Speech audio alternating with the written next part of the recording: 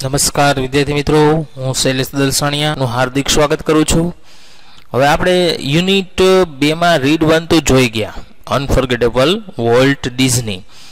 હવે આ રીડ 2 છે જે પોયમ છે શેપર શેપ્ડ.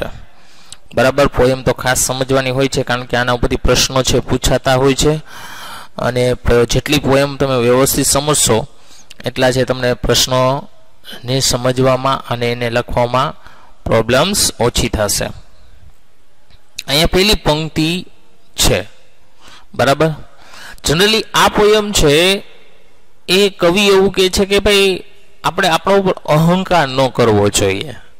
આપણે જે કંઈ છીએ એની ઉપર આપણે અહંકાર હોવો જોઈએ નહીં. જો અહીંયા પહેલી પંક્તિ શું કહે છે કે ઇન ડેઝ ગોન બાય, કે પહેલાના દિવસોમાં, ડેઝ ગોન એટલે શું થાય? પહેલાના દિવસોમાં. આ use to be a potter. Potter એટલે શું થાય? કુંભાર. શું થશે પોટરનો મીનિંગ? કુંભાર. કે હું પહેલાના દિવસમાં કુંભાર હતો. who would feel his finger. Finger એટલે આંગળીઓ. મોલ્ડ એટલે વાળવું. મોલ્ડનો મીનિંગ શું થાય? વાળવું. યીલ્ડિંગ એટલે આકાર આપવો. ક્લે એટલે માટીને.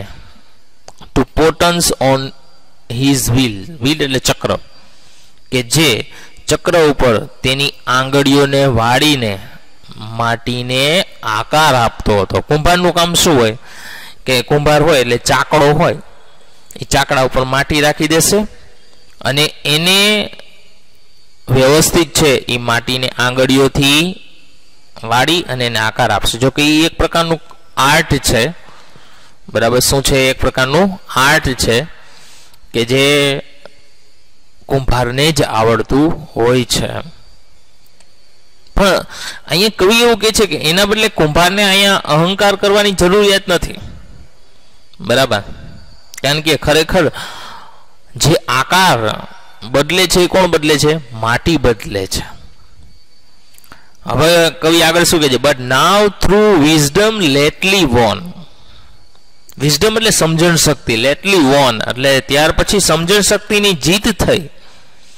ધેટ પ્રાઇડ હેઝ ડાઇડ અવે. ડાઇડ અવે, પ્રાઇડ એટલે અહીંયા અભિમાન લેવાનું છે. ડાઇડ અવે એટલે કે મારો અહંકાર અથવા અભિમાન નું મૃત્યુ થયું અથવા તો એનો નાશ થયો. I have ceased to be the potter. અહીં કીઝડ કરવું એટલે બંધ કરી દેવું. To be the potter. Potter એટલે કુંભાર. મેં કુંભાર બનવાનું બંધ કરી નાખ્યું છે. And I have learned to be the clay. અને હું માટીમાંથી શીખ્યો છું.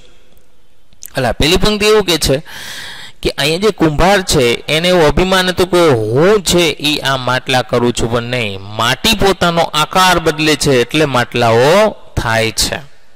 આ પેલી પંક્તિનો કહેવાનો અર્થ એ છે.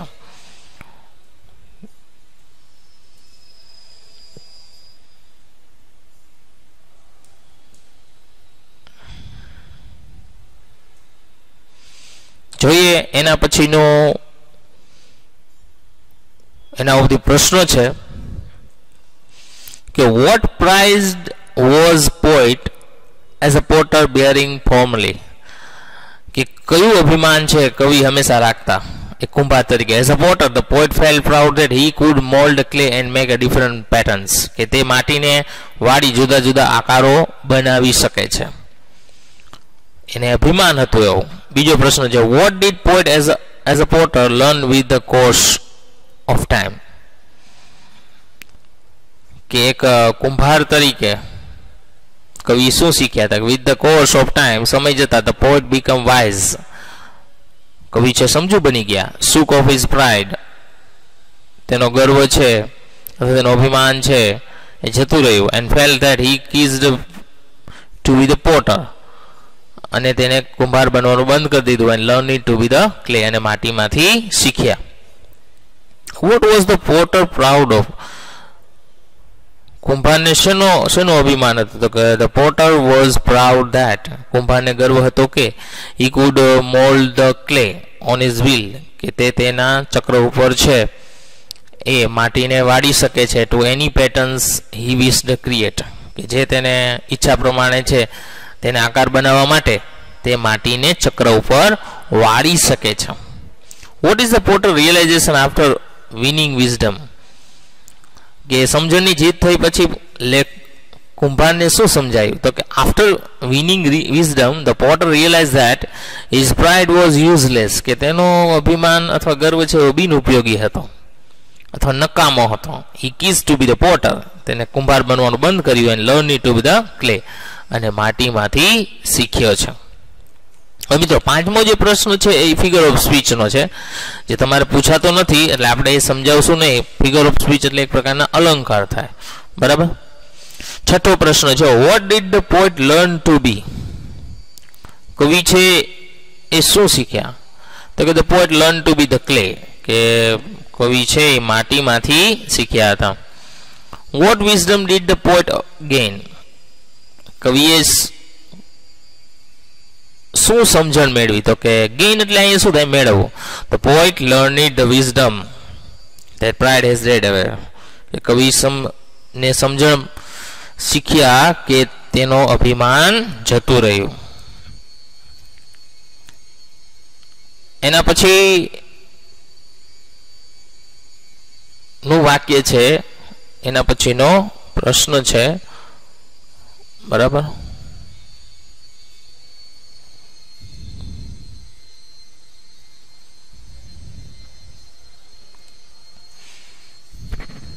હવે મિત્રો તમારે છે ને આ જે પંક્તિ છે એ ત્રીજી હશે, બરાબર.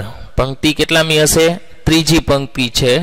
એટલે પહેલા આપણે આને સમજીશું, બરાબર. પહેલા આને સમજીશું, બીજી પંક્તિ આપણે પછી સમજીશું, કારણ કે બીજી પંક્તિ તમારે સોંગની હશે. તો પહેલી અને આ ચોથી પંક્તિ ડાયરેક્ટ આપણે સમજીએ. ઓકે. તો કે I was a fashioner of sword in days. I was fashioner of swords in days. Fashioner of swords, swords એટલે તલવાર, કે હું ફેશનર એટલે બનાવનાર, એને આકાર આપનાર, કે હું તલવારોને આકાર આપનાર હતો. That day એટલે તે દિવસોમાં, that now are gone, કે જે હવે જતા રહ્યા છે. Which on 100 battlefields glitter. 100 એટલે સેંકડો, બેટલફિલ્ડ એટલે કે યુદ્ધના મેદાનો, ગ્લિટર એટલે ચમકવું. જો અહીંયા ત્રણેયના મીનિંગ એક જ થશે, ગ્લિટર્ડ, ગ્લીમ્ડ એન્ડ શોન, કે જે સેંકડો યુદ્ધોના મેદાનમાં ચમકી છે, ચળકી છે, કે વગેરે વગેરે શબ્દો તમે વાપરી શકો છો. કારણ કે કવિને તલવાર બનાવવાનો શોખ હતો અને એ તલવાર બનાવતા હતા. But now that I am brimming with the silence of the Lord. Brimming એટલે બાજુ વળવું, સાયલેન્સ એટલે શાંતિ, of the Lord, Lord એટલે ભગવાન. પરંતુ હું હવે ભગવાનની શાંતિ તરફ વળ્યો છું. અહીંયા કવિ શું કે છે? પરંતુ હવે હું ભગવાનની શાંતિ તરફ વળ્યો છું. શાંતિ એટલે કે હવે મને લડાઈમાં રસ નથી, લડાઈમાં કોઈ રસ નથી. પેલા કવિને એવું થતું કે હું તલવાર બનાવું તો એ બહુ સારી બાબત કહેવાય, પણ હવે એને સમજાયું કે તલવારો તો યુદ્ધ જ કરાવે, સાચી શાંતિ તો ભગવાનના ચરણોમાં છે. I have keys to be the sword maker. મેં તલવાર બનાવવાનું બંધ કરી દીધું. And have learn to be the sword, અને હું તલવારમાંથી શીખ્યો છું. એ શું કે છે કે મેં તલવાર બનાવવાનું બંધ કરી દીધું અને હું તલવારમાંથી શીખ્યો છું. તો એના ઉપરથી પ્રશ્નો છે મિત્રો. પહેલો પ્રશ્ન, what do the word fashioner of the sword in stanza means? કે ફેશનર ઓફ સ્વોર્ડ કવિતા પંક્તિમાં એનો અર્થ શું છે? તો કે sword, the word fashioner of sword means maker of sword, એટલે કે તલવારો બનાવનાર. What does the poet mean by I am brimming with the silence of the lord? કે કવિ I am brimming with the silence of the Lord, કે હું ભગવાનની શાંતિ તરફ વળ્યો છું, એનો અર્થ શું છે?